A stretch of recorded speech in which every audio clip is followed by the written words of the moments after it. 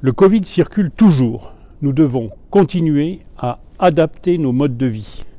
Depuis 2 ans, nous sommes tous ensemble allés de l'avant. Nous avons résisté. Pensons aux gestes barrières à chaque instant. Pour vous protéger, pour nous protéger collectivement, pour relâcher la pression sur les services hospitaliers, faites-vous vacciner. Même si la situation sanitaire évolue en permanence, nous pouvons être fiers d'avoir trouvé collectivement les moyens de nous adapter. Notre pays est l'un de ceux qui a le mieux résisté.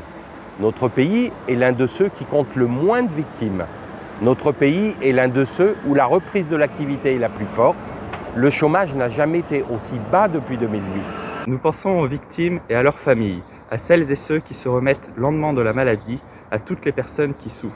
Nous pensons à celles et ceux qui ont été en première ligne, corps médical, fonctionnaires des collectivités et de l'État, associations, entreprises. Tous ont su s'adapter pour participer à l'effort collectif.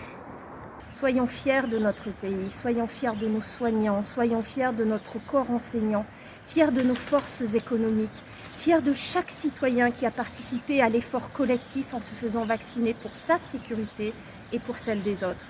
Et puis soyons fiers de nos gouvernants qui ont maintenu notre pays à flot lors de cette crise sans précédent.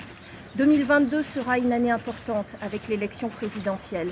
La gauche n'existe plus en tant que force politique organisée et une partie de la droite regarde désormais vers l'extrême droite. Gestion de la crise Covid, chômage au plus bas depuis 2008, avancée sociale, baisse des impôts et hausse du pouvoir d'achat, en particulier des classes moyennes. Emmanuel Macron est le trait d'union entre la gauche raisonnée et la droite modérée. Poursuivons avec lui la modernisation du pays. Pour terminer cette année 2021, 2 chiffres me paraissent importants de rappeler. 525 000 contrats d'apprentissage ont été signés en 2021, 9 milliards d'euros pour 3 millions de jeunes sortis du système scolaire sans formation ont été attribués. Ces 2 chiffres montrent l'engagement du président et de son gouvernement pour l'autonomie de notre jeunesse et pour préparer l'avenir de notre pays.